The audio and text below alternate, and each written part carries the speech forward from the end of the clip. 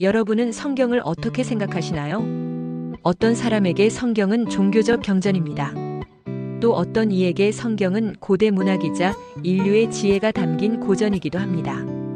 그러나 성경을 조금 더 깊이 들여다보면 그것은 단순한 종교 문서나 윤리 교훈집이 아닙니다. 성경은 약 1500년이라는 긴 시간 동안 40여 명의 다양한 저자들에 의해 기록되었습니다.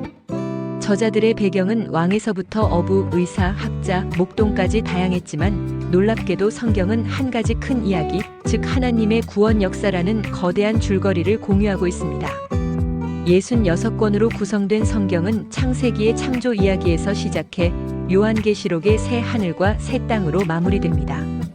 전체를 꿰뚫어 보면 성경은 한편의 장대한 드라마, 다시 말해 인간과 하나님 사이에 깨어진 관계가 어떻게 회복되는지를 보여주는 이야기입니다. 오늘 우리는 성경 전체를 하나의 내러티브로 살펴볼 것입니다. 성경의 시작인 창조에서부터 인간의 타락, 하나님이 선택하신 이스라엘, 예수 그리스도를 통한 구속, 그리고 요한계시록의 영원한 나라까지. 이 긴 이야기를 따라가며 성경이 전하고자 하는 핵심 메시지가 무엇인지 탐구해 보겠습니다. 성경의 첫 장 창세기는 이렇게 시작합니다. 태초에 하나님이 천지를 창조하시니라. 이 한 문장은 모든 세계관의 토대를 흔듭니다. 성경은 세상이 우연한 결과가 아니라 목적을 가진 창조주의 작품이라고 선언합니다. 하나님은 빛과 어둠을 나누고 하늘과 땅을 구분하며 바다와 육지를 만드셨습니다. 별과 태양과 달을 두어 낮과 밤을 다스리게 하셨습니다. 새와 물고기 그리고 각종 동물을 만드신 후 마지막으로 사람을 창조하셨습니다. 인간은 하나님의 형상대로 지음받았습니다. 이것은 인간이 단순히 고등한 동물이 아니라 하나님과 교제할 수 있는 존재라는 뜻입니다. 하나님은 사람에게 땅을 다스리고 번성하라는 사명을 주셨습니다. 그러나 창세기 3장은 인간의 비극을 기록합니다. 아담과 하와는 뱀의 유혹에 넘어가 하나님의 명령을 어기고 선악과를 따먹었습니다. 그 순간 죄가 세상에 들어오고 인간은 하나님과의 친밀한 관계에서 끊어지고 말았습니다. 죄의 결과는 즉각적이었습니다. 두려움, 수치심, 서로에 대한 비난, 자연 질서의 파괴, 그리고 결국 죽음. 성경은 이 사건을 단순한 실수로 기록하지 않습니다. 이것은 인류 전체의 비극적인 전환점이자 이후 모든 고통과 악의 근원이라고 말합니다.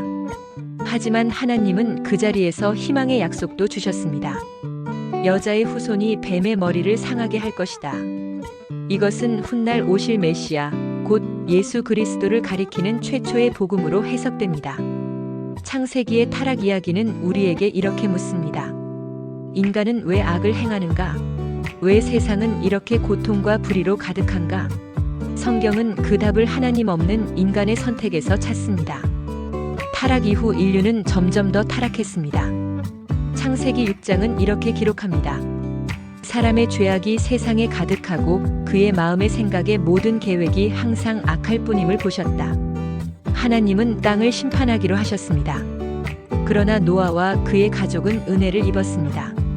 하나님은 그들에게 방주를 짓게 하셨고 대홍수는 세상의 악을 쓸어내렸습니다. 하지만 홍수 이후에도 인간의 본성은 달라지지 않았습니다. 노아의 후손들은 시날 땅에 모여 바벨탑을 세웠습니다. 그들은 자신의 이름을 내고 흩어짐을 면하자고 말했습니다. 하나님을 의지하기보다 스스로 영광을 취하려는 시도였습니다. 그 결과 하나님은 그들의 언어를 혼잡하게 하셔서 사람들은 흩어지게 되었습니다. 홍수와 바벨탑 사건은 인간의 죄성이 얼마나 깊은지를 보여줍니다. 설사 심판을 경험하고 새 기회를 얻어도 인간은 여전히 자기 중심적입니다. 따라서 단순한 환경 변화나 제도 개혁으로는 인류가 바뀌지 않는다는 것을 성경은 드러냅니다. 이 지점에서 하나님은 새로운 방법을 시작하십니다.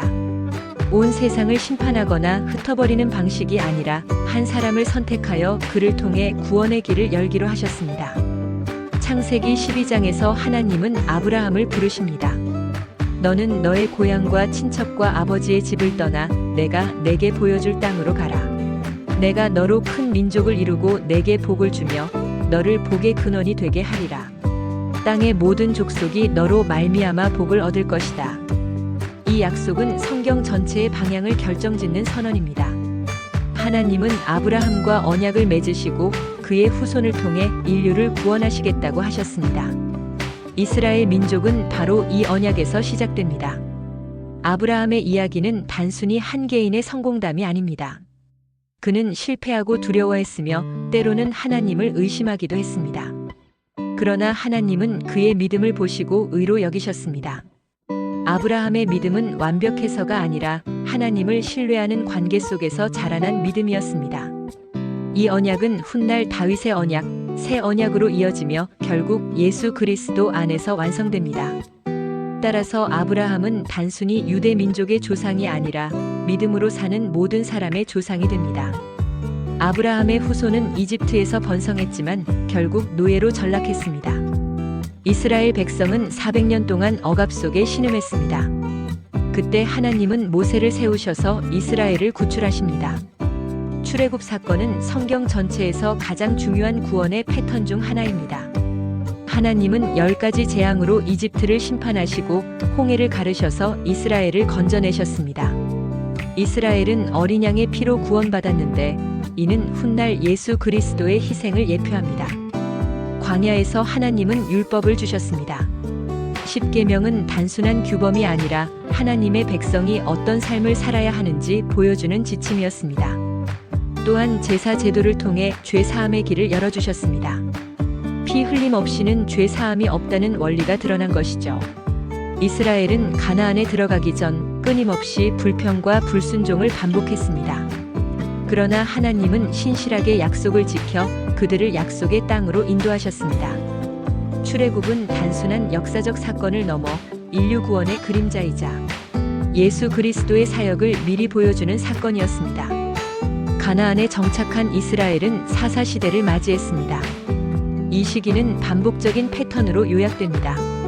이스라엘이 하나님을 버리고 우상을 섬김 하나님이 적국의 침략을 허락 백성이 회개. 하나님이 사사를 세워 구원 다시 타락. 이 끝없는 순환은 인간의 연약함과 하나님의 끊임없는 은혜를 동시에 보여줍니다.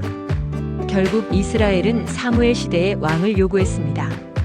그들은 하나님이 다스리시는 신정보다 눈에 보이는 인간 왕을 원했습니다. 사울이 첫 왕이 되었지만 불순종으로 폐위됩니다. 그 뒤를 이어 다윗이 왕위에 올랐습니다. 다윗은 하나님의 마음에 합한 사람으로 불렸습니다.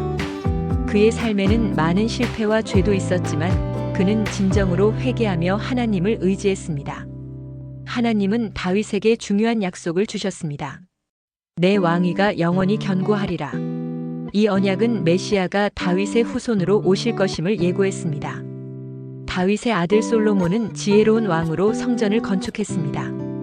그러나 그는 이방 여인들과 우상 숭배로 인해 타락했고 그의 죽음 이후 왕국은 남북으로 분열되었습니다. 분열 왕국은 점점 하나님을 떠났습니다. 북이스라엘은 아수르에, 남유다는 바벨론에 멸망했습니다. 예루살렘 성전은 파괴되고 백성들은 포로로 끌려갔습니다. 그러나 이 시기에 하나님은 선지자들을 세우셨습니다. 이사야, 예레미야, 에스겔, 다니엘 같은 인물들이 하나님의 말씀을 전했습니다. 그들의 메시지는 크게 두 가지였습니다. 첫째, 회개하지 않으면 심판이 임한다. 둘째, 그러나 하나님은 새로운 구원을 예비하신다. 특히 이사야는 고난받는 종의 예언을 통해 메시아가 오셔서 인류의 죄를 대신 짊어질 것이라고 선포했습니다. 에스겔은 마른 뼈들이 살아나는 환상을 보았고 다니엘은 영원한 나라를 다스릴 인자의 환상을 보았습니다. 이스라엘의 역사적 실패는 인간의 힘으로는 구원이 불가능함을 보여줍니다. 그러나 선지자들의 예언은 새로운 희망을 남겼습니다. 바로 오실 메시아 예수 그리스도였습니다. 신약은 마태, 마가, 누가, 요한 4권의 복음서로 시작합니다. 이 책들은 예수 그리스도의 탄생, 사역, 죽음, 부활을 기록하고 있습니다. 예수님의 탄생은 단순한 성인의 출현이 아니었습니다. 그분은 하나님의 아들이자 성육신하신 말씀으로 오셨습니다. 그분의 삶과 가르침은 하나님 나라의 본질을 보여주었습니다. 예수님은 병든 자를 고치고 소외된 자를 품으시며 비유를 통해 진리를 가르치셨습니다. 그러나 사람들은 그분을 이해하지 못했습니다. 특히 특히 종교 지도자들은 예수님을 위협적인 존재로 여겨 십자가에 못 박았습니다. 하지만 예수님의 죽음은 비극이 아니라 계획된 구원이었습니다. 그분은 세상 죄를 지고 가는 하나님의 어린 양으로 인류의 죄를 대신하여 희생되셨습니다. 그리고 사흘 만에 부활하심으로 죽음을 이기셨습니다. 부활은 성경 전체의 클라이맥스입니다. 아담 이후 인류를 지배했던 죄와 죽음의 권세가 무너지고 새로운 생명의 길이 열렸습니다. 예수님은 제자들에게 너희는 가서 모든 민족을 제자 삼으라는 대사명을 주셨습니다. 예수님의 승천 이후 오순절에 성령이 임하셨습니다. 이 사건은 교회의 탄생을 알리는 순간이었습니다. 제자들은 담대히 복음을 선포했고 하루에 3,000명이 회심하기도 했습니다. 사도행전은 복음이 예루살렘에서 시작해 유대와 사마리아를 거쳐 땅 끝까지 확장되는 과정을 보여줍니다. 베드로는 유대인에게, 바울은 이방인에게 복음을 전했습니다. 바울은 여러 도시를 여행하며 교회를 세우고 서신을 통해 교리를 가르쳤습니다. 바울의 서신은 교회의 신앙과 실천을 세우는 데 결정적인 역할을 했습니다. 로마서는 복음의 본질을, 고린도전서는 교회의 문제 해결을, 갈라디아서와 에베소서는 자유와 은혜의 삶을 강조했습니다. 바울뿐 아니라 베드로, 요한, 야고보, 유다도 편지를 통해 초대 교회를 격려하고 가르쳤습니다. 이 시기는 박해 속에서도 복음이 확장된 시기였습니다. 교회는 세상의 권력이나 철학과 충돌했지만 성령의 능력으로 성장했습니다. 오늘날 교회는 여전히 이 사도적 전통 위에 서 있습니다. 성경의 마지막 책, 요한계시록은 많은 상징과 환상으로 가득합니다. 그러나 그 중심 메시지는 분명합니다. 예수 그리스도가 다시 오셔서 세상을 심판하시고 하나님의 나라를 완성하신다는 것입니다. 요한은 핍박받는 교회에 편지를 쓰며 어떤 상황에서도 하나님이 궁극적으로 승리하신다고 선포했습니다. 짐승과 용, 음녀 같은 상징은 세상의 악과 권력을 나타내지만 결국 어린 양 예수께서 승리하십니다. 마지막 장면은 새 하늘과 새 땅입니다. 하나님이 눈에서 모든 눈물을 씻기시고 다시는 죽음이나 고통이 없을 것입니다. 생명수 강이 흘러나오고 하나님의 백성이 그분과 영원히 함께 거합니다. 요한계시록은 두려움의 책이 아니라 소망의 책입니다. 세상의 악은 잠시지만 하나님의 나라는 영원합니다. 성경은 이렇게 하나님의 구원 드라마를 완성합니다. 이제 성경 전체를 하나의 이야기로 정리해 보겠습니다. 창조 하나님이 선하게 세상을 만드셨다. 타락 인간이 하나님을 떠나 죄와 죽음이 들어왔다. 언약 하나님은 아브라함과 이스라엘을 통해 구원의 길을 준비하셨다. 메시아 예수 그리스도가 오셔서 십자가와 부활로 구속을 완성하셨다. 교회 성령 안에서 교회가 복음을 세상에 전하고 있다.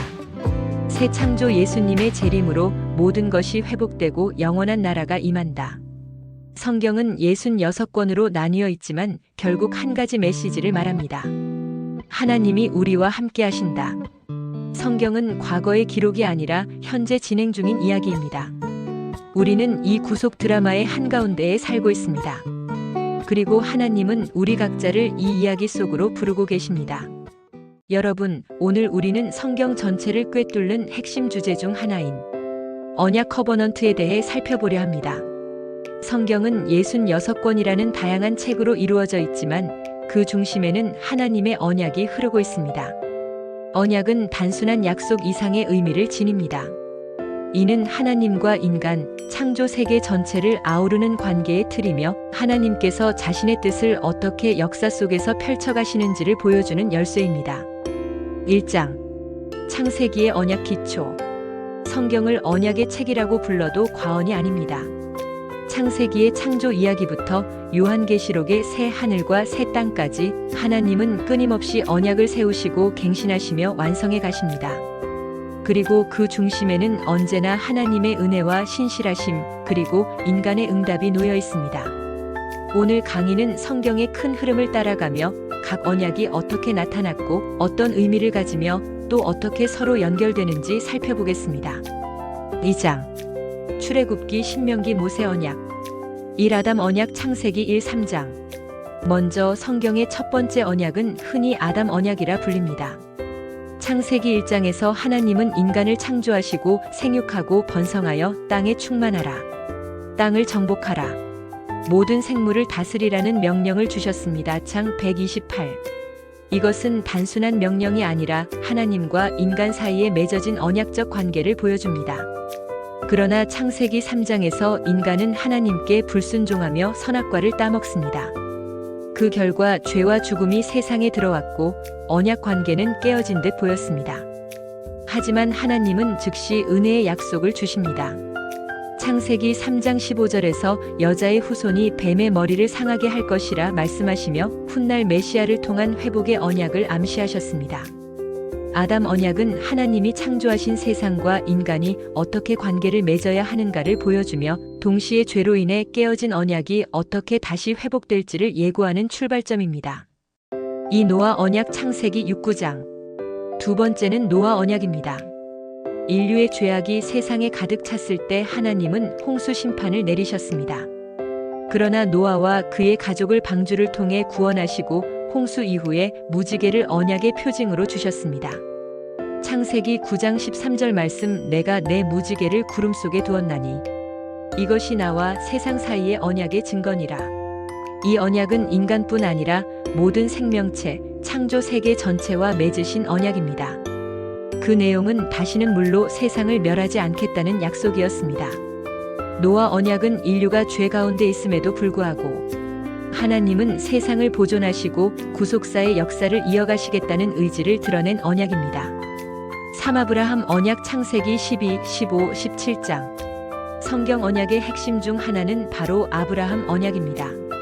하나님은 갈대아 우르에 살던 아브라함을 불러내시며 내가 내게 큰 민족을 이루고 내게 복을 주어 내 이름을 창대케 하리니 너는 복의 근원이 될지라. 창 122-3라고 말씀하셨습니다.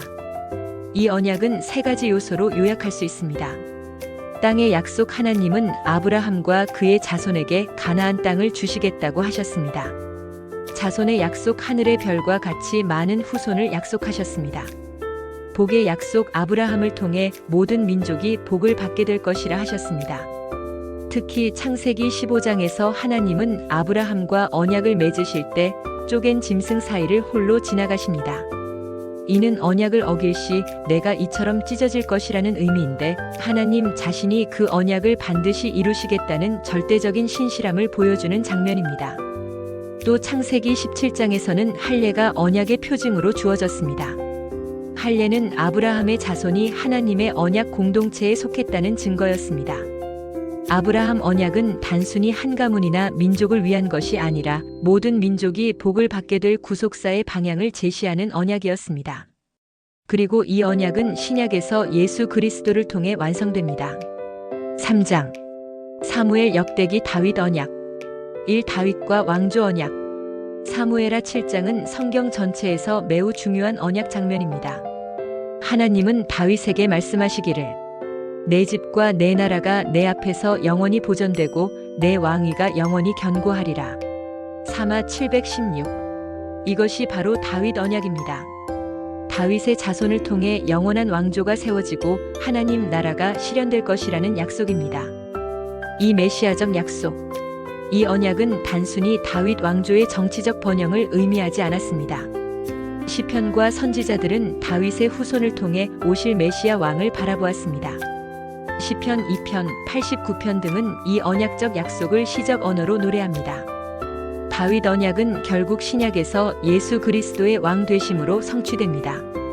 마태복음 1장은 예수님을 아브라함의 자손, 다윗의 자손으로 소개하며 언약의 성취자로 제시합니다. 4장. 선지서 새 언약의 약속. 1. 예레미야의 새 언약. 예레미야 31장 31, 34절은 구약 전체에서 가장 중요한 새 언약 선언입니다. 내가 이스라엘 집과 유다 집에 새 언약을 맺으리니 내가 내 법을 그들의 속에 두며 그들의 마음에 기록하여. 이는 돌판에 새겨진 율법이 아니라 마음에 새겨진 하나님의 법, 성령을 통한 내적 변화의 언약을 의미합니다. 이 에스겔의 새 마음과 새 영. 에스겔 36장 26, 27절은 이렇게 말합니다. 또 새 영을 너희 속에 두고 새 마음을 너희에게 주되 내 영을 너희 속에 두어 너희로 내 율례를 행하게 하리니. 이는 새 언약의 핵심이 인간의 힘이 아니라 하나님의 영의 내적 역사에 있다는 점을 분명히 보여줍니다. 3. 이사야의 종의 노래. 이사야는 하나님의 종을 통해 언약이 성취될 것을 예언합니다. 42장, 53장. 그는 고난받는 종을 통해 죄 사함과 회복이 이루어질 것을 보여주었습니다. 5장. 신약 예수 그리스도와 언약의 성취.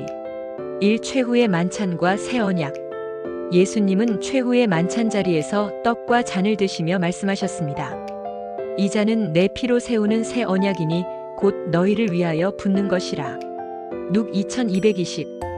예수님의 십자가는 단순한 죽음이 아니라 새 언약의 피로 세워진 구속의 사건이었습니다. 이 십자가와 부활. 예수님의 죽음은 우리의 죄를 위한 속죄 제사였고, 부활은 그 언약이 성취되었음을 보여주는 승리의 선언이었습니다.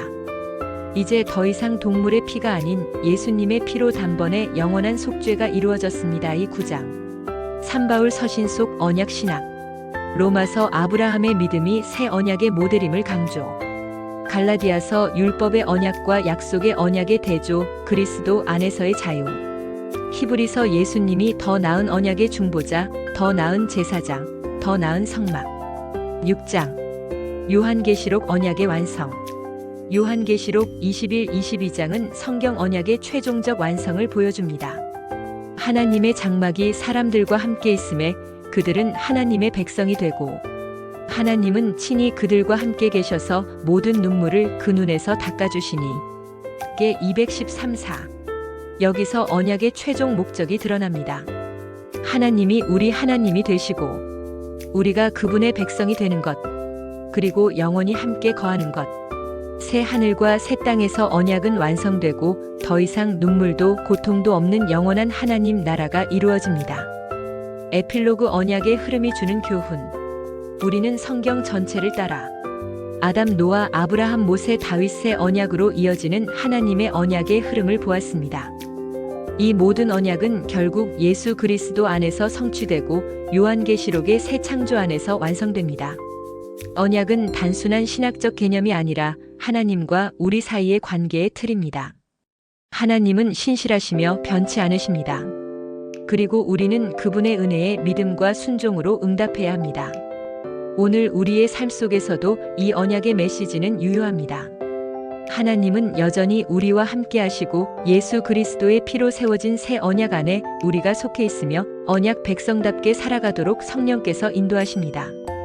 따라서 성경의 언약은 과거의 사건이 아니라 오늘 우리가 살아내야 할 현재의 신앙이자 미래의 소망입니다. 안녕하세요, 여러분. 오늘은 성경의 가장 큰 미스터리 중 하나, 바로 구약과 신약을 어떻게 연결해서 읽어야 할까 하는 문제를 다뤄보겠습니다. 혹시 성경 읽으시다가 이런 경험 있으신가요? 구약은 제사 규칙, 족보, 율법, 이스라엘 역사 너무 어렵고 낯설고 이게 왜 필요한 거지? 싶을 때가 많죠. 그런데 신약으로 넘어가면 분위기가 확 달라집니다. 예수님이 나오고 제자들이 나오고 복음이 전파되고 뭔가 훨씬 익숙하고 은혜롭게 느껴집니다. 그래서 많은 분들이 구약은 그냥 건너뛰고 신약부터 읽으려고 하시는데요.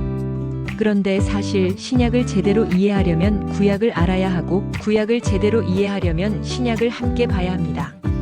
오늘 영상에서는 이 둘을 이어주는 5가지 연결고리를 이야기해 보려고 합니다. 바로 언약, 예언, 제사제도, 계보와 역사, 율법과 복음이에요. 오늘은 그 중에서 첫 번째, 성경 전체를 관통하는 언약 이야기를 해볼게요. 1부, 언약 구속사를 이어주는 약속. 1. 언약이 뭐길래? 성경에서 말하는 언약 커버넌트는 그냥 약속과는 다릅니다. 야, 내일 만나자 하는 단순 약속이 아니라 하나님과 인간 사이의 관계를 규정하는 진짜 중요한 약속이에요. 법적, 영적 구속력이 있는 계약 같은 거죠. 하나님은 인류 역사 속에서 여러 번 언약을 세우셨어요. 그리고 그 언약은 단순히 이스라엘만을 위한 게 아니라 결국 모든 인류를 구원하기 위한 하나님의 거대한 스토리의 일부였습니다. 이 아브라함 언약, 모든 민족을 위한 복. 첫 번째로 볼 언약은 바로 아브라함 언약입니다. 창세기 12장에서 하나님은 아브라함을 부르시며 이렇게 말씀하셨죠. 내가 너로 큰 민족을 이루고 내게 복을 주어 내 이름을 창대케 하리니 너는 복이 될지라. 땅의 모든 족속이 너로 말미암아 복을 얻을 것이라. 와, 멋지지 않나요? 이 언약은 크게 세 가지로 요약할 수 있습니다. 땅 가나안 땅을 주시겠다. 자손 하늘의 별처럼 많은 자손을 주시겠다. 복 아브라함을 통해 모든 민족이 복을 받게 하겠다. 이 언약은 단순히 아브라함 가문만 잘 먹고 잘 살게 해주겠다는 게 아니에요. 하나님은 이미 이때부터 모든 민족을 구원하는 계획을 말씀하신 겁니다. 신약에서 사도 바울은 이걸 이렇게 해석합니다. 아브라함의 씨는 곧 그리스도라. 깔 316. 즉 예수님이 바로 아브라함 언약의 완성이라는 거예요. 3모세 언약 율법과 제사제도. 다음은 모세 언약입니다. 출애굽기 19장에서 하나님은 시내산에서 이스라엘에게 말씀하십니다. 너희가 내 말을 잘 듣고 내 언약을 지키면 너희는 내 소유가 되고 제사장 나라 거룩한 백성이 될 것이다. 여기서 하나님은 율법과 제사 제도를 주셨습니다. 이 언약은 조건부였어요. 순종하면 축복, 불순종하면 저주. 신명기 28장의 축복과 저주의 리스트가 아주 길게 나오죠. 그런데 중요한 건 이 율법과 제사 제도가 단순히 규칙이 아니라 하나님과 함께 사는 법을 보여주는 가이드였다는 겁니다. 그리고 동시에 인간의 연약함 때문에 이 율법을 완전히 지킬 수 없다는 사실을 드러내면서 장차 올 더 나은 언약을 기대하게 만드는 역할을 했습니다. 4. 다윗 언약 영원한 왕의 약속. 세 번째는 다윗 언약입니다. 사무엘하 7장에서 하나님은 다윗에게 이렇게 약속하십니다. 내 집과 내 나라가 내 앞에서 영원히 보존되고 내 왕위가 영원히 견고하리라. 즉 다윗의 자손 중에서 영원한 왕이 나올 거라는 거예요. 이건 단순히 솔로몬 같은 역사적 왕을 말하는 게 아니라 메시아 왕을 예고하는 약속이었습니다. 그래서 신약이 시작할 때 마태복음 1장이 왜 아브라함과 다윗의 자손 예수 그리스도의 계보라고 하면서 시작하는지 아시겠죠? 바로 이 다윗 언약 때문입니다. 5세 언약 예수님 안에서 완성. 이 모든 언약은 신약에서 새 언약으로 완성됩니다. 예레미야 31장 31, 34절에서 하나님은 새 언약을 약속하셨습니다. 내가 내 법을 그들의 속에 두며 그들의 마음에 기록하리라. 나는 그들의 하나님이 되고 그들은 내 백성이 되리라. 이 약속이 언제 성취되었을까요? 바로 예수님의 십자가에서입니다. 최후의 만찬에서 예수님은 잔을 드시며 말씀하셨어요. 이 잔은 내 피로 세우는 새 언약이다. 룩 2220. 이 말은 이제는 돌판에 새겨진 율법이 아니라 예수님의 피로 맺어진 언약, 성령으로 마음에 새겨지는 언약이 시작되었다는 선언이었습니다. 정리하자면 이렇습니다. 아브라함 언약은 모든 민족을 향한 구원의 약속.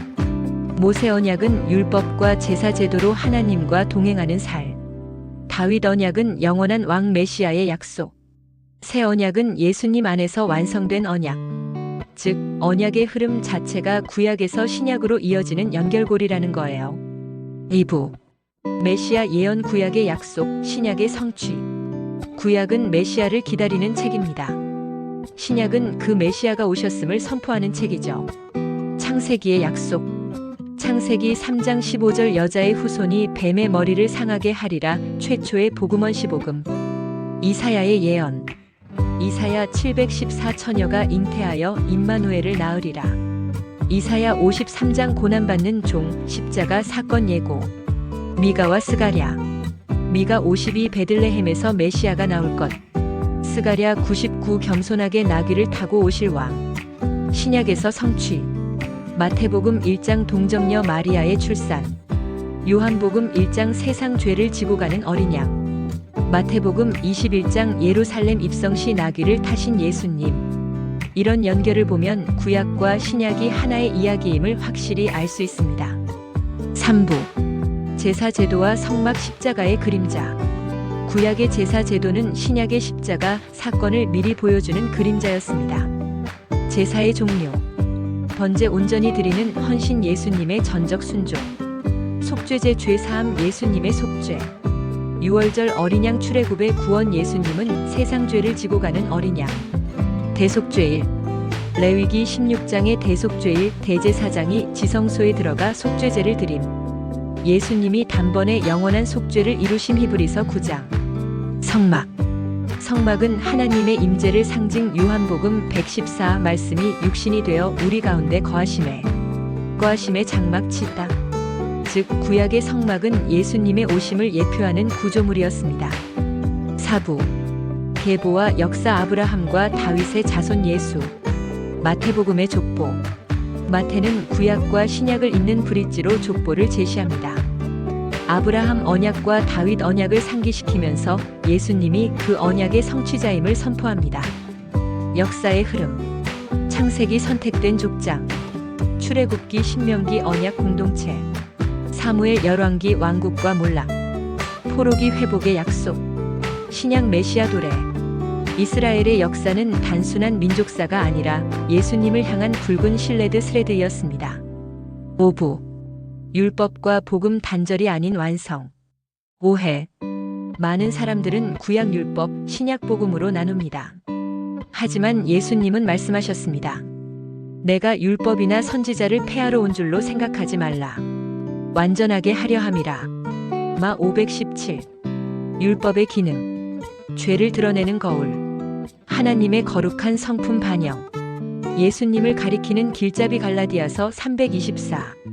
예수님의 완성. 예수님은 율법을 폐한 것이 아니라 율법의 목적지에 도달하신 분이십니다. 그래서 구약과 신약은 단절이 아니라 약속과 성취의 관계입니다. 육부. 신약 저자들의 구약 해석 앤드 요한계시록의 연결. 마태복음. 계속해서 이는 선지자를 통하여 하신 말씀을 이루려 하심이라를 반복. 바울. 아브라함의 믿음을 인용. 복음은 구약 약속의 연속. 히브리서. 구약 제사 제도를 예수님의 십자가로 해석. 예수님을 더 좋은 언약의 중보자로 제시. 요한계시록. 새 하늘과 새 땅, 어린 양의 혼인잔치, 성전이 없는 성구약의 언약이 완성되는 장면. 7부. 결론 앤드 오늘의 적용. 성경 전체는 결국 하나의 이야기입니다. 구약은 약속, 신약은 성취. 구약은 그림자, 신약은 실체. 구약은 메시아를 기다림, 신약은 메시아를 증거. 그리고 모든 연결고리의 중심에는 예수 그리스도가 계십니다. 여러분, 성경을 읽으실 때 구약을 어려워하지 마세요. 그 모든 스토리가 신약과 연결되고 결국은 예수님을 가리키고 있다는 걸 기억하세요. 구약과 신약은 남인 두 권의 책이 아니라 하나의 거대한 드라마입니다. 그 드라마의 클라이맥스가 바로 십자가와 부활이고 엔딩은 새 하늘과 새 땅입니다. 오늘도 그 언약 안에서, 그 복음 안에서 살아가는 여러분이 되시길 바랍니다. 여러분은 성경을 어떻게 생각하시나요? 어떤 사람에게 성경은 종교적 경전입니다. 또 어떤 이에게 성경은 고대 문학이자 인류의 지혜가 담긴 고전이기도 합니다. 그러나 성경을 조금 더 깊이 들여다보면 그것은 단순한 종교 문서나 윤리 교훈집이 아닙니다. 성경은 약 1500년이라는 긴 시간 동안 40여 명의 다양한 저자들에 의해 기록되었습니다. 저자들의 배경은 왕에서부터 어부, 의사, 학자, 목동까지 다양했지만 놀랍게도 성경은 한 가지 큰 이야기, 즉 하나님의 구원 역사라는 거대한 줄거리를 공유하고 있습니다. 66권으로 구성된 성경은 창세기의 창조 이야기에서 시작해 요한계시록의 새 하늘과 새 땅으로 마무리됩니다. 전체를 꿰뚫어 보면 성경은 한편의 장대한 드라마, 다시 말해 인간과 하나님 사이에 깨어진 관계가 어떻게 회복되는지를 보여주는 이야기입니다. 오늘 우리는 성경 전체를 하나의 내러티브로 살펴볼 것입니다. 성경의 시작인 창조에서부터 인간의 타락, 하나님이 선택하신 이스라엘, 예수 그리스도를 통한 구속, 그리고 요한계시록의 영원한 나라까지. 이 긴 이야기를 따라가며 성경이 전하고자 하는 핵심 메시지가 무엇인지 탐구해 보겠습니다. 성경의 첫 장 창세기는 이렇게 시작합니다. 태초에 하나님이 천지를 창조하시니라. 이 한 문장은 모든 세계관의 토대를 흔듭니다. 성경은 세상이 우연한 결과가 아니라 목적을 가진 창조주의 작품이라고 선언합니다. 하나님은 빛과 어둠을 나누고 하늘과 땅을 구분하며 바다와 육지를 만드셨습니다. 별과 태양과 달을 두어 낮과 밤을 다스리게 하셨습니다. 새와 물고기 그리고 각종 동물을 만드신 후 마지막으로 사람을 창조하셨습니다. 인간은 하나님의 형상대로 지음받았습니다.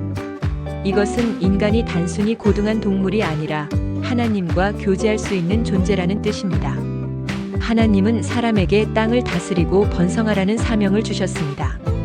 그러나 창세기 3장은 인간의 비극을 기록합니다. 아담과 하와는 뱀의 유혹에 넘어가 하나님의 명령을 어기고 선악과를 따먹었습니다. 그 순간 죄가 세상에 들어오고 인간은 하나님과의 친밀한 관계에서 끊어지고 말았습니다. 죄의 결과는 즉각적이었습니다. 두려움, 수치심, 서로에 대한 비난, 자연 질서의 파괴, 그리고 결국 죽음. 성경은 이 사건을 단순한 실수로 기록하지 않습니다. 이것은 인류 전체의 비극적인 전환점이자 이후 모든 고통과 악의 근원이라고 말합니다. 하지만 하나님은 그 자리에서 희망의 약속도 주셨습니다. 여자의 후손이 뱀의 머리를 상하게 할 것이다. 이것은 훗날 오실 메시아, 곧 예수 그리스도를 가리키는 최초의 복음으로 해석됩니다. 창세기의 타락 이야기는 우리에게 이렇게 묻습니다. 인간은 왜 악을 행하는가? 왜 세상은 이렇게 고통과 불의로 가득한가? 성경은 그 답을 하나님 없는 인간의 선택에서 찾습니다. 타락 이후 인류는 점점 더 타락했습니다. 창세기 6장은 이렇게 기록합니다. 사람의 죄악이 세상에 가득하고 그의 마음의 생각의 모든 계획이 항상 악할 뿐임을 보셨다. 하나님은 땅을 심판하기로 하셨습니다. 그러나 노아와 그의 가족은 은혜를 입었습니다. 하나님은 그들에게 방주를 짓게 하셨고 대홍수는 세상의 악을 쓸어내렸습니다. 하지만 홍수 이후에도 인간의 본성은 달라지지 않았습니다. 노아의 후손들은 신할 땅에 모여 바벨탑을 세웠습니다. 그들은 자신의 이름을 내고 흩어짐을 면하자고 말했습니다. 하나님을 의지하기보다 스스로 영광을 취하려는 시도였습니다. 그 결과 하나님은 그들의 언어를 혼잡하게 하셔서 사람들은 흩어지게 되었습니다. 홍수와 바벨탑 사건은 인간의 죄성이 얼마나 깊은지를 보여줍니다. 설사 심판을 경험하고 새 기회를 얻어도 인간은 여전히 자기 중심적입니다. 따라서 단순한 환경 변화나 제도 개혁으로는 인류가 바뀌지 않는다는 것을 성경은 드러냅니다. 이 지점에서 하나님은 새로운 방법을 시작하십니다.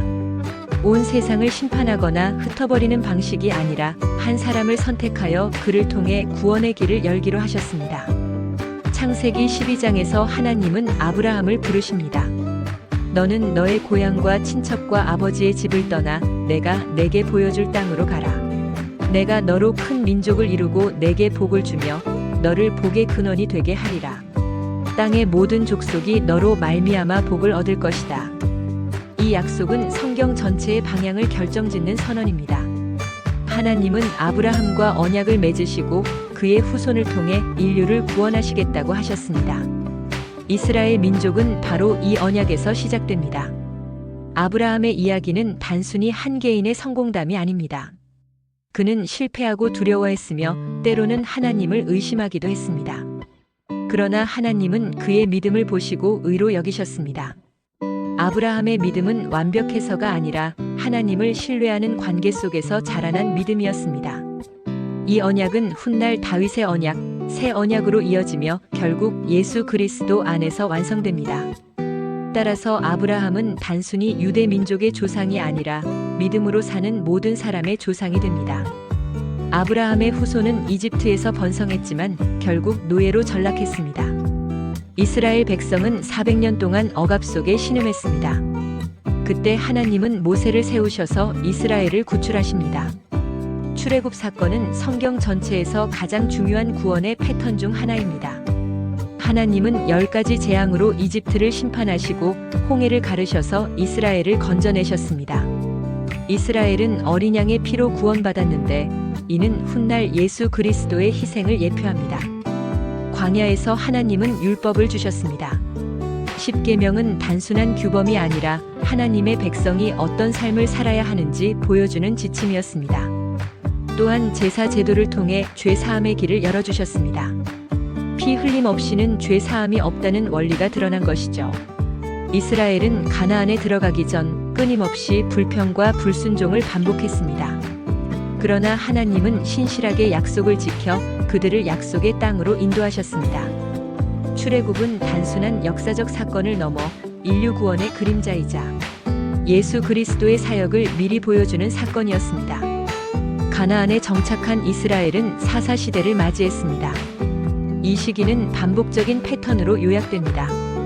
이스라엘이 하나님을 버리고 우상을 섬김 하나님이 적국의 침략을 허락 백성이 회개. 하나님이 사사를 세워 구원 다시 타락. 이 끝없는 순환은 인간의 연약함과 하나님의 끊임없는 은혜를 동시에 보여줍니다. 결국 이스라엘은 사무엘 시대의 왕을 요구했습니다. 그들은 하나님이 다스리시는 신정보다 눈에 보이는 인간 왕을 원했습니다. 사울이 첫 왕이 되었지만 불순종으로 폐위됩니다. 그 뒤를 이어 다윗이 왕위에 올랐습니다. 다윗은 하나님의 마음에 합한 사람으로 불렸습니다. 그의 삶에는 많은 실패와 죄도 있었지만 그는 진정으로 회개하며 하나님을 의지했습니다. 하나님은 다윗에게 중요한 약속을 주셨습니다. 내 왕위가 영원히 견고하리라. 이 언약은 메시아가 다윗의 후손으로 오실 것임을 예고했습니다.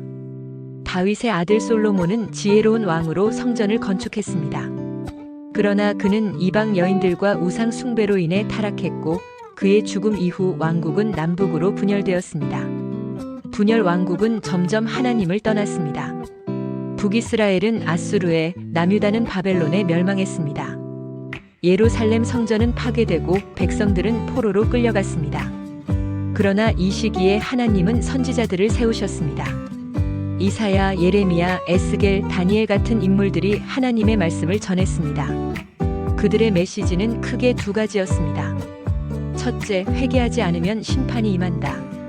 둘째, 그러나 하나님은 새로운 구원을 예비하신다. 특히 이사야는 고난받는 종의 예언을 통해 메시아가 오셔서 인류의 죄를 대신 짊어질 것이라고 선포했습니다.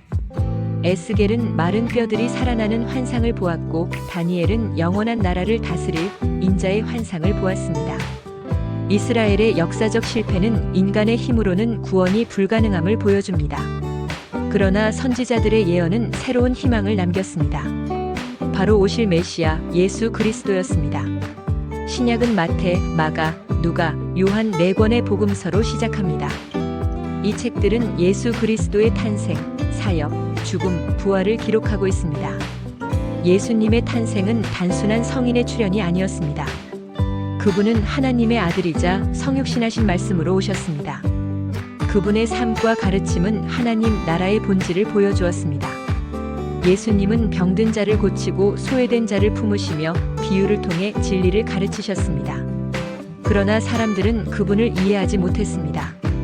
특히 종교 지도자들은 예수님을 위협적인 존재로 여겨 십자가에 못 박았습니다. 하지만 예수님의 죽음은 비극이 아니라 계획된 구원이었습니다. 그분은 세상 죄를 지고 가는 하나님의 어린 양으로 인류의 죄를 대신하여 희생되셨습니다. 그리고 사흘 만에 부활하심으로 죽음을 이기셨습니다. 부활은 성경 전체의 클라이맥스입니다. 아담 이후 인류를 지배했던 죄와 죽음의 권세가 무너지고 새로운 생명의 길이 열렸습니다. 예수님은 제자들에게 너희는 가서 모든 민족을 제자 삼으라는 대사명을 주셨습니다. 예수님의 승천 이후 오순절에 성령이 임하셨습니다. 이 사건은 교회의 탄생을 알리는 순간이었습니다. 제자들은 담대히 복음을 선포했고 하루에 3,000명이 회심하기도 했습니다. 사도행전은 복음이 예루살렘에서 시작해 유대와 사마리아를 거쳐 땅 끝까지 확장되는 과정을 보여줍니다.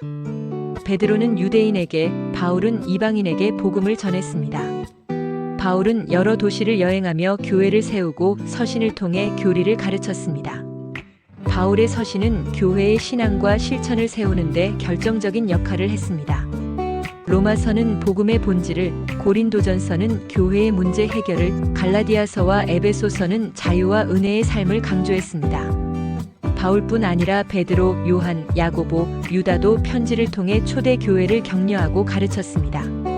이 시기는 박해 속에서도 복음이 확장된 시기였습니다. 교회는 세상의 권력이나 철학과 충돌했지만 성령의 능력으로 성장했습니다. 오늘날 교회는 여전히 이 사도적 전통 위에 서 있습니다. 성경의 마지막 책, 요한계시록은 많은 상징과 환상으로 가득합니다. 그러나 그 중심 메시지는 분명합니다. 예수 그리스도가 다시 오셔서 세상을 심판하시고 하나님의 나라를 완성하신다는 것입니다. 요한은 핍박받는 교회에 편지를 쓰며 어떤 상황에서도 하나님이 궁극적으로 승리하신다고 선포했습니다. 짐승과 용, 음녀 같은 상징은 세상의 악과 권력을 나타내지만 결국 어린 양 예수께서 승리하십니다. 마지막 장면은 새 하늘과 새 땅입니다. 하나님이 눈에서 모든 눈물을 씻기시고 다시는 죽음이나 고통이 없을 것입니다. 생명수 강이 흘러나오고 하나님의 백성이 그분과 영원히 함께 거합니다. 요한계시록은 두려움의 책이 아니라 소망의 책입니다. 세상의 악은 잠시지만 하나님의 나라는 영원합니다. 성경은 이렇게 하나님의 구원 드라마를 완성합니다. 이제 성경 전체를 하나의 이야기로 정리해 보겠습니다. 창조 하나님이 선하게 세상을 만드셨다. 타락 인간이 하나님을 떠나 죄와 죽음이 들어왔다. 언약 하나님은 아브라함과 이스라엘을 통해 구원의 길을 준비하셨다. 메시아 예수 그리스도가 오셔서 십자가와 부활로 구속을 완성하셨다. 교회 성령 안에서 교회가 복음을 세상에 전하고 있다. 새 창조 예수님의 재림으로 모든 것이 회복되고 영원한 나라가 임한다. 성경은 66권으로 나뉘어 있지만 결국 한 가지 메시지를 말합니다. 하나님이 우리와 함께 하신다. 성경은 과거의 기록이 아니라 현재 진행 중인 이야기입니다. 우리는 이 구속 드라마의 한가운데에 살고 있습니다. 그리고 하나님은 우리 각자를 이 이야기 속으로 부르고 계십니다. 여러분, 오늘 우리는 성경 전체를 꿰뚫는 핵심 주제 중 하나인 언약 커버넌트에 대해 살펴보려 합니다. 성경은 66권이라는 다양한 책으로 이루어져 있지만 그 중심에는 하나님의 언약이 흐르고 있습니다. 언약은 단순한 약속 이상의 의미를 지닙니다. 이는 하나님과 인간, 창조 세계 전체를 아우르는 관계의 틀이며 하나님께서 자신의 뜻을 어떻게 역사 속에서 펼쳐가시는지를 보여주는 열쇠입니다. 1장 창세기의 언약 기초. 성경을 언약의 책이라고 불러도 과언이 아닙니다. 창세기의 창조 이야기부터 요한계시록의 새 하늘과 새 땅까지 하나님은 끊임없이 언약을 세우시고 갱신하시며 완성해 가십니다.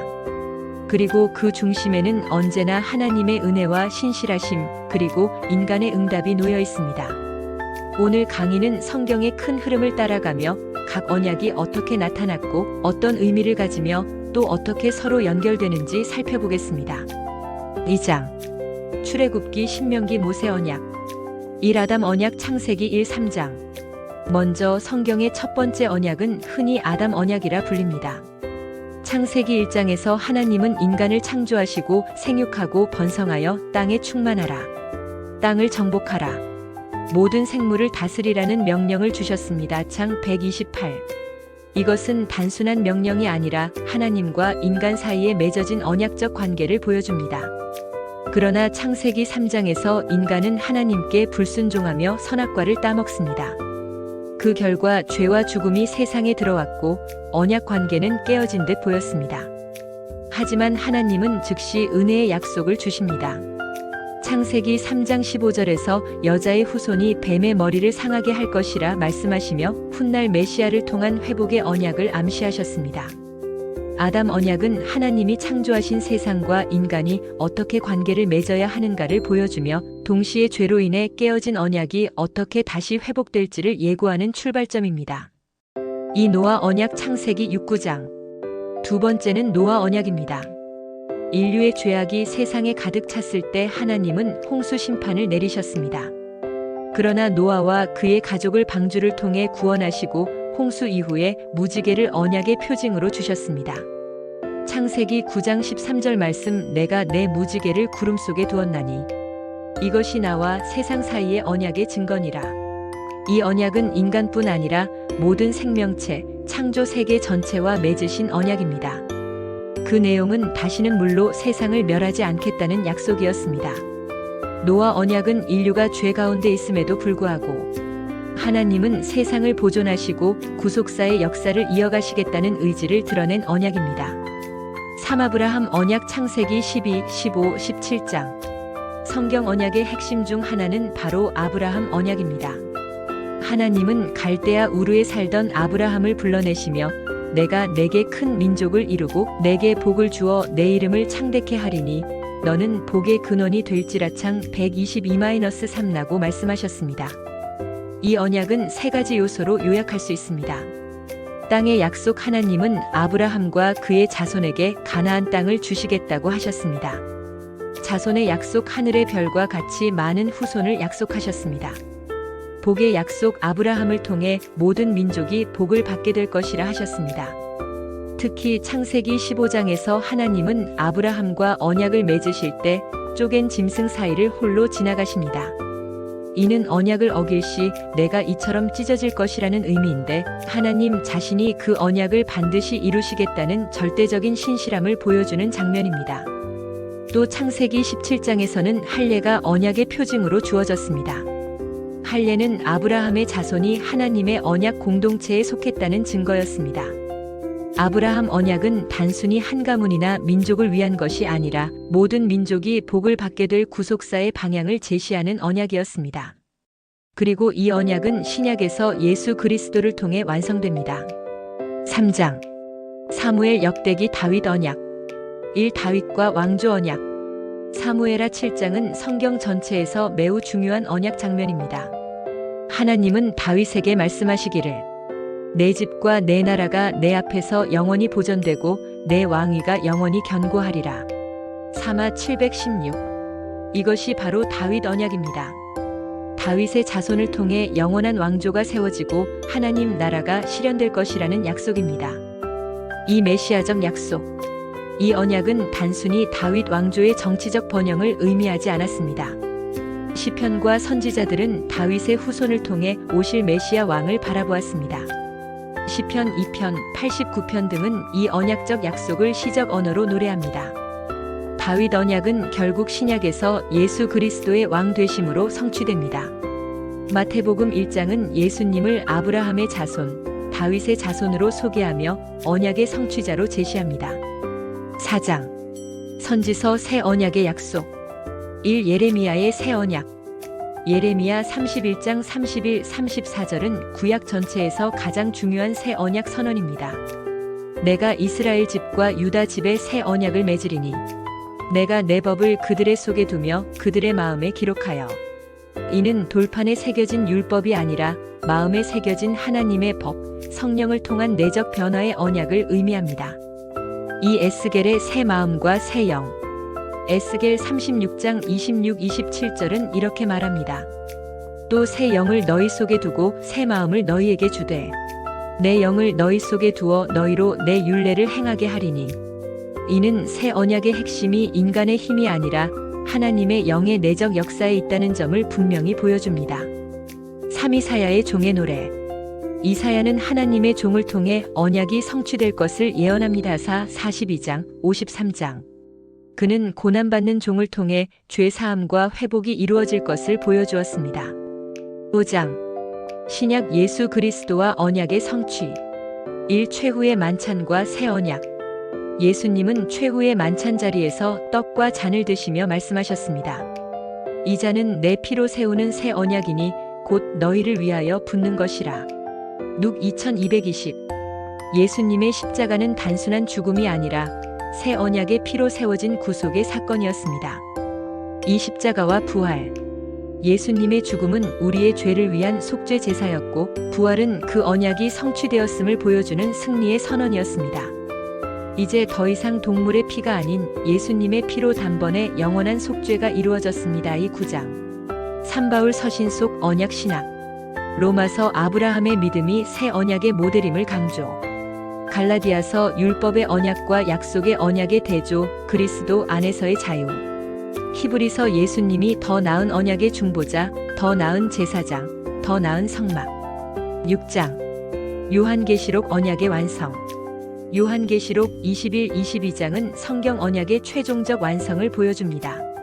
하나님의 장막이 사람들과 함께 있음에 그들은 하나님의 백성이 되고 하나님은 친히 그들과 함께 계셔서 모든 눈물을 그 눈에서 닦아주시니. 게 213사. 여기서 언약의 최종 목적이 드러납니다. 하나님이 우리 하나님이 되시고 우리가 그분의 백성이 되는 것, 그리고 영원히 함께 거하는 것. 새 하늘과 새 땅에서 언약은 완성되고 더 이상 눈물도 고통도 없는 영원한 하나님 나라가 이루어집니다. 에필로그 언약의 흐름이 주는 교훈. 우리는 성경 전체를 따라 아담, 노아, 아브라함, 모세, 다윗의 언약으로 이어지는 하나님의 언약의 흐름을 보았습니다. 이 모든 언약은 결국 예수 그리스도 안에서 성취되고 요한계시록의 새 창조 안에서 완성됩니다. 언약은 단순한 신학적 개념이 아니라 하나님과 우리 사이의 관계의 틀입니다. 하나님은 신실하시며 변치 않으십니다. 그리고 우리는 그분의 은혜에 믿음과 순종으로 응답해야 합니다. 오늘 우리의 삶 속에서도 이 언약의 메시지는 유효합니다. 하나님은 여전히 우리와 함께 하시고 예수 그리스도의 피로 세워진 새 언약 안에 우리가 속해 있으며 언약 백성답게 살아가도록 성령께서 인도하십니다. 따라서 성경의 언약은 과거의 사건이 아니라 오늘 우리가 살아내야 할 현재의 신앙이자 미래의 소망입니다. 안녕하세요, 여러분. 오늘은 성경의 가장 큰 미스터리 중 하나, 바로 구약과 신약을 어떻게 연결해서 읽어야 할까 하는 문제를 다뤄보겠습니다.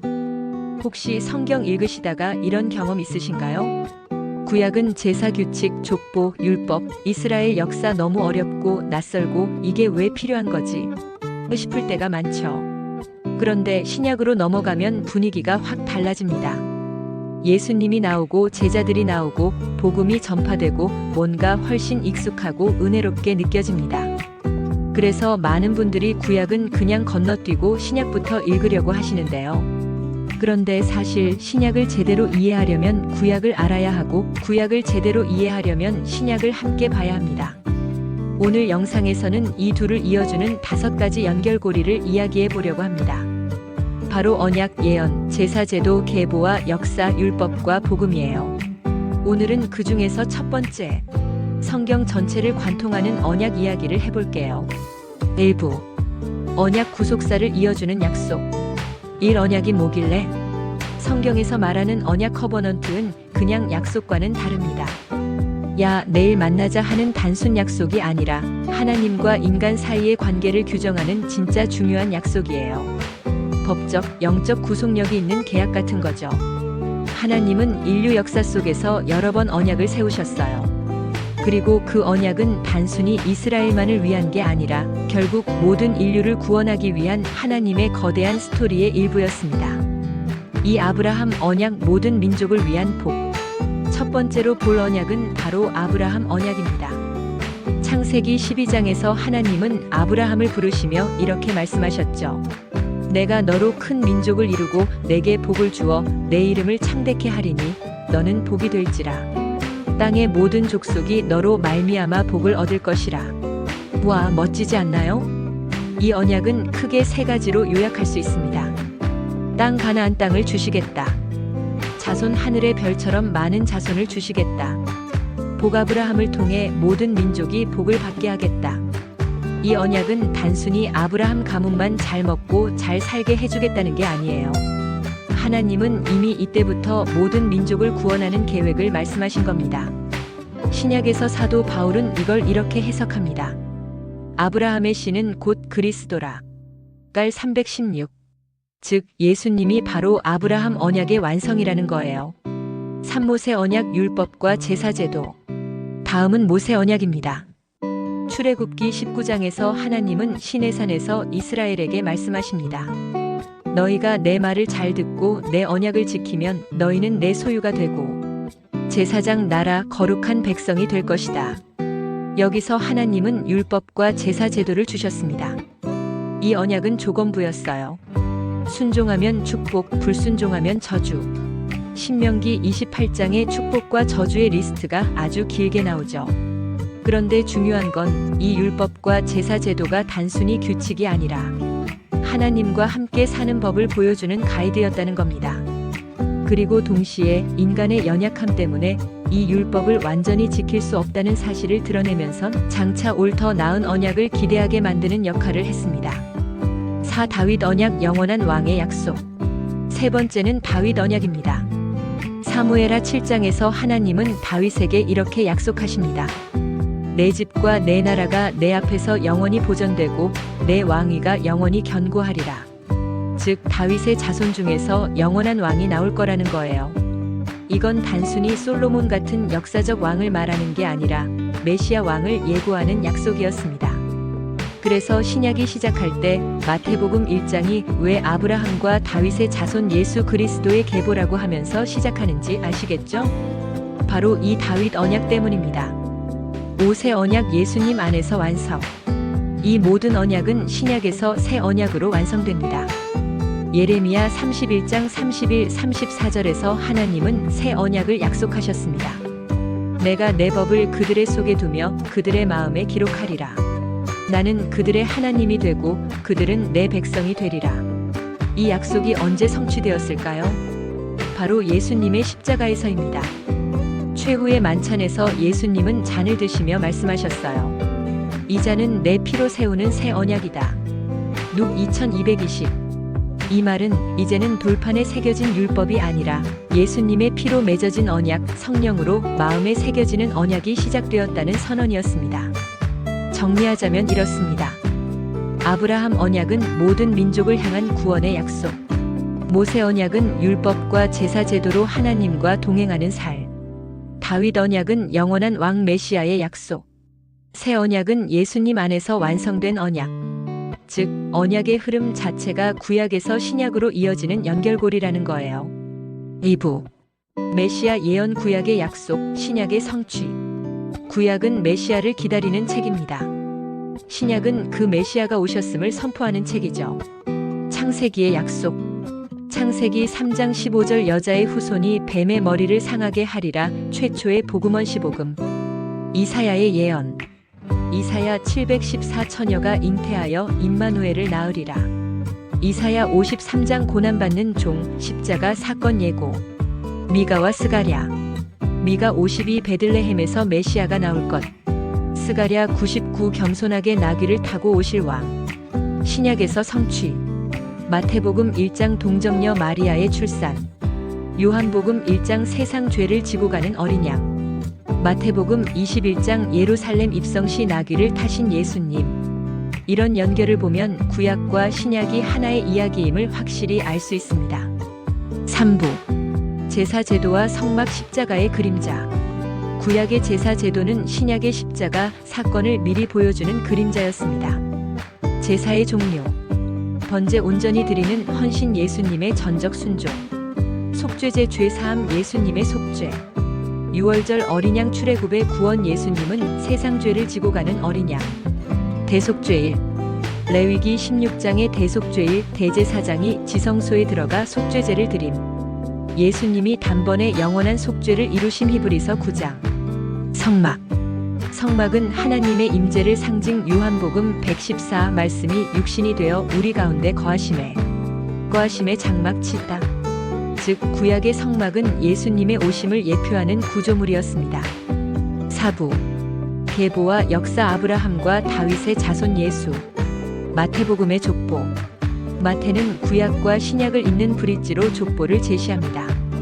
아브라함 언약과 다윗 언약을 상기시키면서 예수님이 그 언약의 성취자임을 선포합니다. 역사의 흐름. 창세기 선택된 족장. 출애굽기 신명기 언약 공동체. 사무엘 열왕기 왕국과 몰락. 포로기 회복의 약속. 신약 메시아 도래. 이스라엘의 역사는 단순한 민족사가 아니라 예수님을 향한 붉은 신레드 스레드였습니다. 5부. 율법과 복음 단절이 아닌 완성. 오해. 많은 사람들은 구약 율법, 신약 복음으로 나눕니다. 하지만 예수님은 말씀하셨습니다. 내가 율법이나 선지자를 폐하러 온 줄로 생각하지 말라. 완전하게 하려 함이라. 마 517. 율법의 기능. 죄를 드러내는 거울. 하나님의 거룩한 성품 반영. 예수님을 가리키는 길잡이 갈라디아서 324.